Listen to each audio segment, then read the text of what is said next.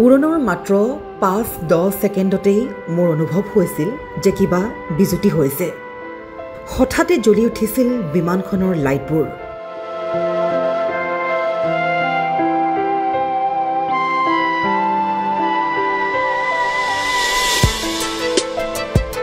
বিমান দুৰ্ঘটনাত মৃত্যুৰ দুৱাৰদলিৰ পৰা ঘূৰি অহা ৰমেশৰ গাৰ্নোম শিউৰি উঠা বৰ্ণনা।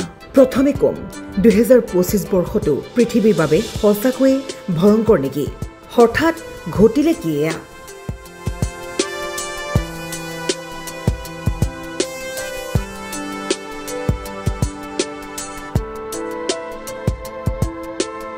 মই থকা ফালটো ক্ৰমান্বয়ে হোষ্টেলৰ বিল্ডিঙৰ ফালে নামি আহিছিল। বিমানখন মুকলি ঠাইৰ ফালে নামি আহিছিল। বিমানখনৰ দুৱাৰখন ভাঙি পৰাত মই মাটি দেখা পাইছিলোঁ। মাটি দেখা পাই লগে লগেই দৌৰি নামি আহিলোঁ।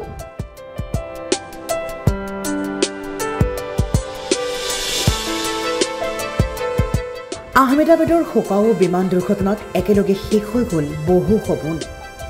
আহমেদাবাদৰ শিহৰণকাৰী বিমান দুৰ্ঘটনাত এতিয়ালৈকে ২৬৫গৰাকী লোকৰ মৃত্যু নিশ্চিত হৈছে। বিমানখনত থকা ২৪১গৰাকী যাত্ৰীৰ লগত বিজে মেডিকেল কলেজ হোষ্টেলৰ আৱাসীকে ধৰি আন লোকৰো মৃত্যু হৈছে।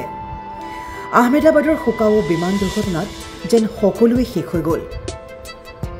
এতিয়াও বিমান দুৰ্ঘটনাস্থলী উদ্ধাৰকাৰী বাহিনীয়ে উদ্ধাৰ অভিযান ক্ষিপ্ৰগতিত চলাই আছে।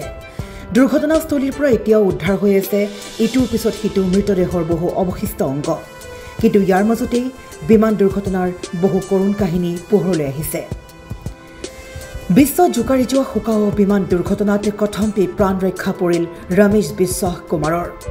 আঘাতপ্ৰাপ্ত ৰমেশ বিশ্বাস কুমাৰ সম্প্ৰতি চিকিৎসাধীন অৱস্থাত আছে। কিন্তু শোকাও দুৰ্ঘটনাত কেনেকৈ প্ৰাণ ৰক্ষা পৰিল ৰমেশৰ? মৃত্যুৰ দুৱাৰদলিৰ পৰা উভতি অহা সকলো শিহৰণকাৰী দৃশ্য সাক্ষাৎকাৰযোগে বৰ্ণনা কৰিলে ৰমেশে। ৰমেশ বিশ্বাস কুমাৰে কৈছে যে সকলোবোৰ মোৰ চকুৰ সন্মুখতেই হৈছিল। এতিয়াও বিশ্বাস কৰিব পৰা নাই যে মই জীৱিত। খন্তেক সময়ৰ বাবে ভাবিছিলোঁ ময়ো মৰি থাকিম। চকু মেলিয়ে ছিট বেল্ট খুলি মই ওলাই আহিছিলোঁ। উৰণৰ মাত্ৰ ৫-১০ ছেকেণ্ডতে অনুভৱ হৈছিল যে কিবা এটা বিজুতি ঘটিছে। হঠাতে জ্বলি উঠিছিল বিমানৰ লাইটবোৰ। লাহে লাহে বিমানখনৰ গতিবেগ বৃদ্ধি পাইছিল। ইয়াৰ কিছু সময়ৰ পিছতেই দুৰ্ঘটনাত পতিত হৈছিল বিমানখন। মুঠৰ ওপৰত এক ভয়ানক শিহৰণকাৰী গাৰ্নোম উঠা দৃশ্য বৰ্ণনা কৰিলে ৰমেশে। সঁচাকৈয়ে হঠাৎ ঘটিল কি? সমগ্ৰ বিশ্ব জোকাৰি গ'ল এই ভয়ংকৰ বিমান দুৰ্ঘটনাই। বহু পৰিয়াল, বহু লোকৰ স্বপ্ন হৈ পৰিল ভংগ। খালী হৈ পৰিল পৰিয়াল। নিয়তিৰ ওচৰত মাথো এয়াই প্ৰাৰ্থনা যাতে এনে দুৰ্ঘটনা দুনৰাই নহওক।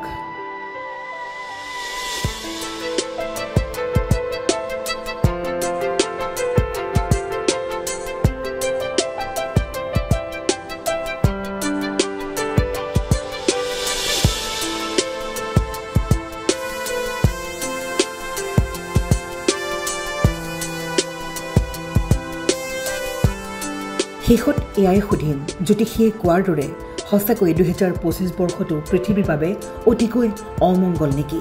পেহেলগাম আক্ৰমণ, যুদ্ধ, দুৰ্ঘটনা মুঠৰ ওপৰত হ'ব ধৰিছে কি ২০২৫ বৰ্ষই কাল নেকি পৃথিৱীৰ বাবে? News desk report, news age Assam.